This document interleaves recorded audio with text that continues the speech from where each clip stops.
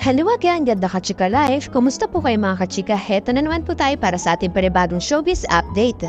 Mr. Ding Dong Dantes, Miss Kim Chiu, Miss Barbie Fortesa at iba pa nakiisa sa fan run ni Mr. Alden Richard. Ngunit humingi ng paumanhin nga po ito si Mr. Alden Richard sa mga lumahok sa lights camera run takbo para sa pelikulang Pilipino dahil naantala ang pagdating na mga medalya para sa 3 kilometro, 5 kilometro, 10 kilometro at sa 16 finisher. Ang lights camera run takbo para sa pelikulang Pilipino ng fan run na proyekto nga po ni Mr. Alden sa pakikipagtulungan ng Movie Worker Welfare Foundation, MOWELFUN, bilang suporta sa mga maliliit na manggagawa sa industriya ng pelikula at telebisyon. Ginanap ang fan run sa Mall of Asia Concert Ground sa Pasay City kahapon nga po, Linggo ng umaga, May 11, 2025. Kabilang nga po sina Mr. Ding Dong Dantes, Miss Kim Chiu, Miss Barbie Fortesa, Paul Abilino, Christopher Martin, Jameson Blake, at Kim Atienza, mga artistang tumakbo. Siyempre, kasama rin po ang mag-asawang si Mr. Dennis Trillo at Miss Janine Mercado. Dumalo rin sa pagtitipo ng MOWELFUN officer na sina Boots Anson Roa Rodriguez, Res Corquez at Miss Gina Alahar. Na sa katuparan ang fan run sa pangumuno ng Myred Entertainment Corporation, ang kumpanyang pag-aari po ni Mr. Alden Richard.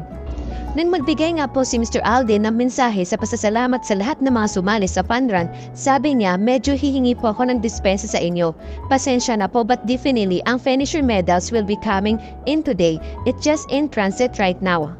Kung hindi po namin maibigay sa inyo dito sa venue, definitely papadala po namin sa inyo lahat ng finisher medals within that day. That promise for the 3K, 5K, 10K, and 16K. Nagpasalamat siya sa mainit na suporta mula sa mga kasamahan sa industriya. Pahayag na po ni Mr. Alden, maraming salamat po sa lahat na nakitakbo para sa pelikulang Pilipino. Sa lahat po ng celebrity friends natin na nandito ngayon, thank you so much for being here, for participating. Sobrang grateful po kami lahat, most especially sa Myred Entertainment Corporation, of course sa MOWELFUN. Sa kabila ng mga hindi naiwasang pangyayari, tiniyak na po ni Mr. Alden na magkakaroon ulit siya ng fan run sa December 2025. We're just very happy with that outcome. There are hardness here and there. This is our first time. Actually, this is the first time of my company to mount on a fan run, but I think this will definitely not to be last. So marami pa kayong fan run ang aasahan sa amin. Magti-teaser na po ako actually sa December, so ibablock nyo na yan. Meron tayo for December pero surprise pa yan kung para saan. Pero definitely it's fun run that we're gonna be mounting again. Dumako naman po tayo sa iba nating showbiz update. Miss Diana Zubiri at Mr. Andy Smith muling nag-wedding vows. Nang ikasal sina Miss Diana Zubiri at Mr. Andy Smith noong May 10, 2015, hindi na ipalabas sa telebisyon ang wedding vows niya para sa kanya mister dahil sa copyright issue. Mga lyrics mula sa kantang may kinalaman sa relasyon nila ni Andy ang mga binitawang pangako ni Miss Diana. Pahayag na po noon ni Miss Diana, many years ago, we sang it like a song. We had the right love at the wrong time, but sometimes you run, sometimes you hide, sometimes you're scared of me, but all I really want is to hold you tight, treat you right, be with you day and night. Then you say, sorry, I never told you, and then that's it, bye-bye. And I was crying. I said, I have nothing if I don't have you. But you know, I knew I love you before I met you. That's why I won't give up on you. I told myself that if you're in my arms again, I don't wanna close my eyes and I don't wanna miss a thing. That's why, baby, my baby, let me love you and I will love you until you learn to love yourself. Naging dilema ng Entertainment TV reporters ang mga mensahe ni Miss Diana para kay Andy dahil sa copyright issue kaya hindi nila nagamit sa mga ulat ang kakaibang wedding vows ng actress. Sa pagdiriwang na ika-10 na anibersaryo na kanilang pagpapakasal, nag-renewal of wedding vows ang couple. Ginanap ito noong Linggo, May 11, 2025 sa Ojeda, Manila, Parañaque City. Tiniyak na po ni Ms. Diana 40 na hindi nanggaling sa mga kanta ang mga pangako niya kay Mr. Andy, 40 years old. Don't worry, I won't sing my vows this time. Sabi ni Diana sa renewal vows nila ni Mr. Andy na sinaksihan ng kanilang pamilya at malalapit na kaibigan. Thank you for this beautiful celebration we're sharing with our friends, family, and loved ones. Exactly 10 years ago, we stood here and said I do, not knowing what life had in store for us. We were just two people in love, full of hope, ready to face the unknown together. And now, here we are, a whole decade later, we grown so much and we learned a lot along the way. I can honestly say we're both very lucky. Sabi pa nga po ni Miss Diana, 10 years in and we're barely fault. We always chose to talk this through calmly, maybe because we're both too tired to argue over the little things. And I think that's one of the reasons our relationship has grown stranger. We always choose understand over pride and love over ego, and we meet each other halfway. But between the two of us, I know I'm a luckier one. Every month there are those 3 days when I just want to hide from the world because of my mood swing.